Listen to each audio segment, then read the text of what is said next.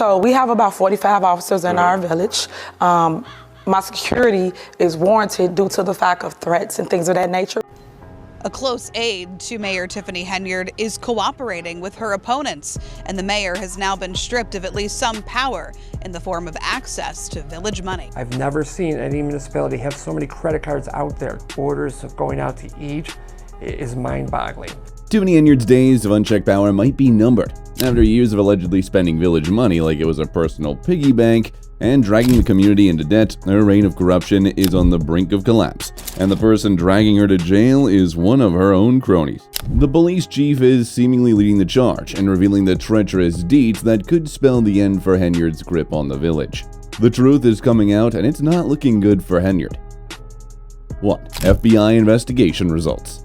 Tiffany Henyard's empire is on the brink of collapse, and the latest blow comes from her once loyal ally, Louis A. Lacey. The former Dolton deputy police chief isn't just in hot water, he's practically boiling. He's being slapped with a 9-count federal indictment. Lacey's been charged with everything from corruption, fraud, to making false statements and perjury.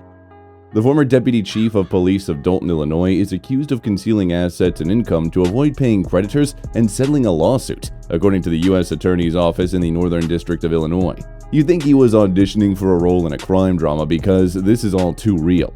The feds say Lacey went to great lengths just to hide his money, lying about his income and even pretending to be separated from the spouse. And lo and behold, Henyard was watching his back through all this.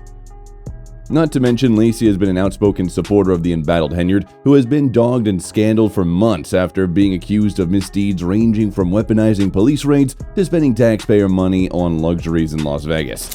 Tiffany Henyard to be indicted on federal bankruptcy fraud, and the lawyer tonight for Deputy Chief Louis Lacey tells me this is all part of prosecutors' strategy to get them to turn. It looks like Lacey's lawyers are spinning this as some grand conspiracy to take Henyard down. But let's be real, when you've got this much dirt on your hands, no one's buying the victim act. Gal Pizetsky claimed that his client was innocent on the charges, and the feds only wanted to use Lacey to help build up a criminal case against Henyard. Despite the lawyer's remarks, Lacey could be facing up to 45 years in prison if convicted. And with all the walls closing in, Henyard's once mighty reign is starting to look more like a house of cards ready to tumble. According to the indictment, Lacey filed a 2019 bankruptcy petition shortly after a plaintiff moved to enforce a settlement agreement, accusing Lacey of still owing $43,000 of the $55,000 settlement. He also filed a bankruptcy petition in 2020. He made several false and fraudulent representations in oral statements and documents submitted in the bankruptcy cases, including underreporting his monthly income and concealing bank accounts that he controlled. Among other things, Lacey falsely represented that he was separated from his spouse and that she did not reside with him or contributed to his monthly income or mortgage. However, it turns out that Lacey was fired last week after being placed on a leave of absence. After he continued to show up to work, he was fired by the board, according to the village officials. Well, even after being fired and indicted, it looks like Henyard is doing her best to put Lacey in a place where no one can touch him. It would have been heart-touching in a novel, but in reality, her actions are revolting. To give you some context, Mayor Tiffany Henyard has decided to bring back former Deputy Chief Louis Lacey to lead the Dolton Police Department without any counsel with the trustees. But here's the thing that gets even more controversial. 3 village trustees are calling foul, claiming that Henyard's appointment of Lacey is not only questionable, but downright illegal. The trustees argue that this appointment was made without following proper procedures, and they're now scrambling to seek legal advice on how to handle what they see as yet another power play by Henyard. Since Lacey is not even sworn in yet, the drama surrounding this decision is just heating up. Thanks to Henyard's corrupted reign, she has dragged Dolton into a financial crisis. Former Chicago Mayor Lori Lightfoot has dropped her initial findings in the investigation into Dolton's financial mess. Lightfoot, a former federal prosecutor, uncovered that Dolton hasn't had an annual report or audit since 2021. To make matters worse, the village's general fund for daily operations is buried in a staggering $3.65 million debt. But that's not all. Lightfoot's investigation revealed that as of June 18, 589 checks totaling over $6 million had been approved but never sent to vendors. And if you thought it couldn't get any more scandalous, wait until you hear about the $40,000 in purchases made on Amazon that are now under scrutiny. In a move that screams damage control, the Dolton Village Board recently scrambled to revise the village's credit card policy. But with Lightfoot's findings out in the open, it looks like Dolton's financial nightmare is just beginning. The probe also found that police expenditures increased by 21%, with 2 officers receiving more money in overtime than they received in regular pay, including Lacey. 8 village employees were recently laid off, according to village officials. Officials are also seeking to implement a hiring freeze. Lightfoot's investigation is said to be completed in 60 days.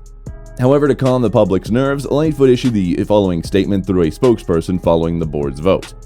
I commend the Village of Dolton Board of Trustees for decisively exercising their authority to override Mayor Henyard's veto and preventing any attempts to stall an independent investigation into the matter outlined in the resolution. A majority of trustees remain committed to performing their fiduciary responsibilities on fiscal oversight and advocating for the best interests of Dolton residents.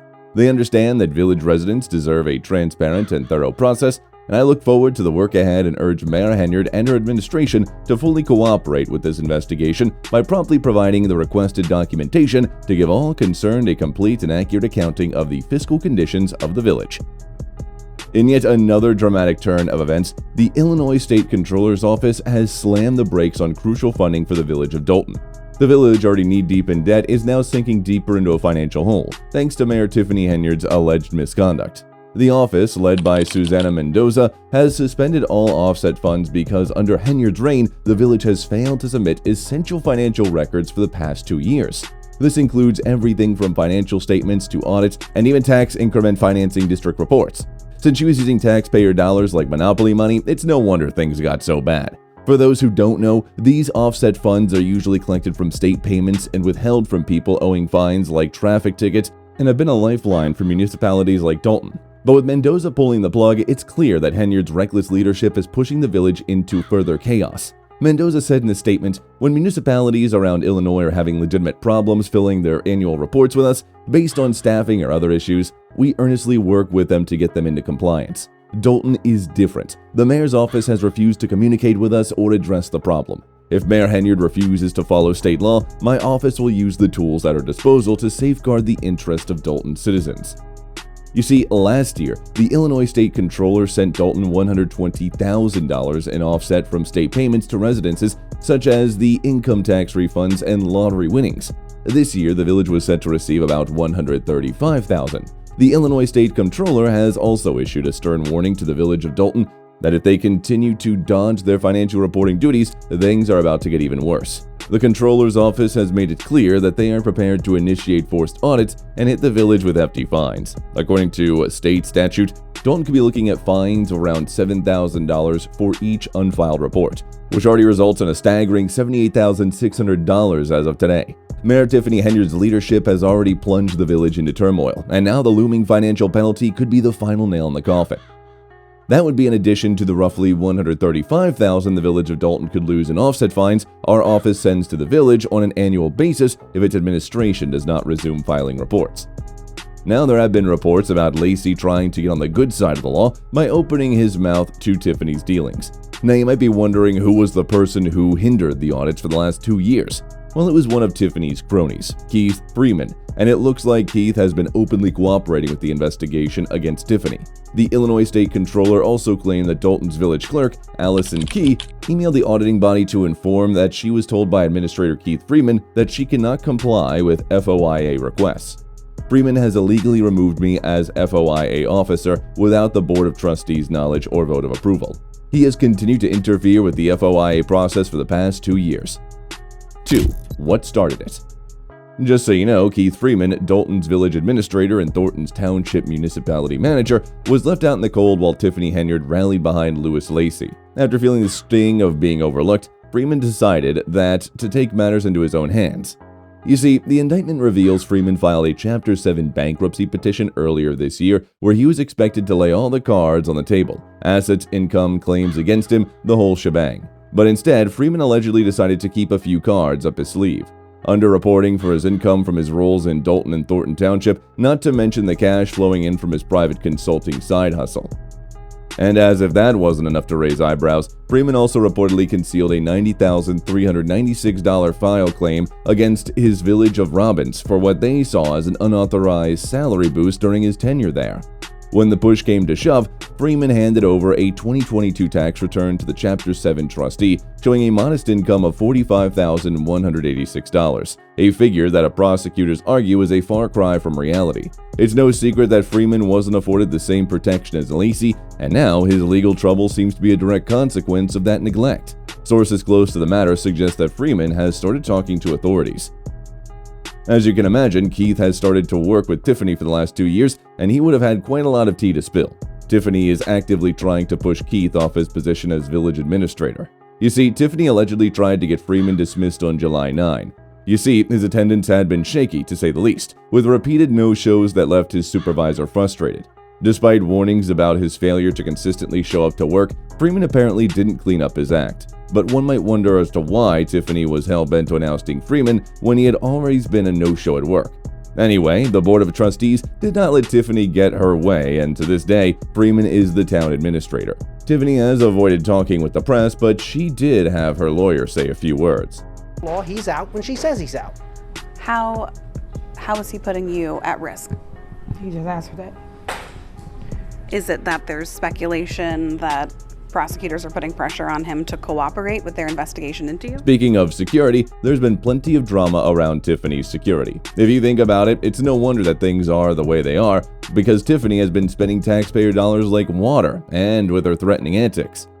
I've known several mayors of small towns over my lifetime. I've never once seen one that had any kind of security detail. They don't need escorts. As a matter of fact, they enjoyed walking around talking to whoever they saw on the streets. Only the guilty, corrupt criminals need protection from the citizens. Reports suggest that Henyard is still living large, pulling in a massive $300,000 a year. That is way more than the Illinois governor's paycheck. While her village drowns in debt, she's cashing in on a lifestyle that's turning heads for all the wrong reasons. 3. Tiffany was the last resort.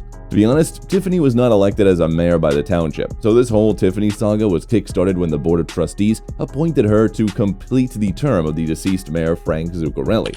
According to state election law, the Dolton Township Board had 60 days to appoint a replacement to complete Zuccarelli's term. The main contenders for the appointment were widely believed to be Trustee Joyce Washington because of her lengthy tenure and status as interim supervisor, and Trustee Jerry Jones. Dolton Township Assessor Cassandra Elson was another possible appointment. But we all know how politics work, and unsurprisingly, the Board of Trustees could not agree upon a single candidate. As a twist of fate, the motion to nominate Henyard was made by Trustee Christopher Gonzalez, and Henyard was voted and sworn in minutes before midnight. Though the name seemed random to many in the audience, it was later revealed that Henyard had applied for the position some time ago.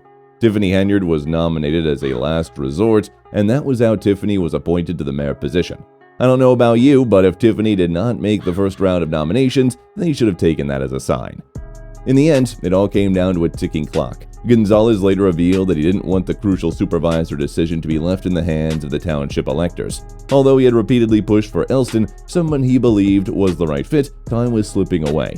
With the midnight deadline fast approaching and the board deeply divided, Gonzalez made a last-minute move and nominated Henyard, hoping that the urgency of the situation would force the board to unite, setting aside their differences to make a decision before it was too late.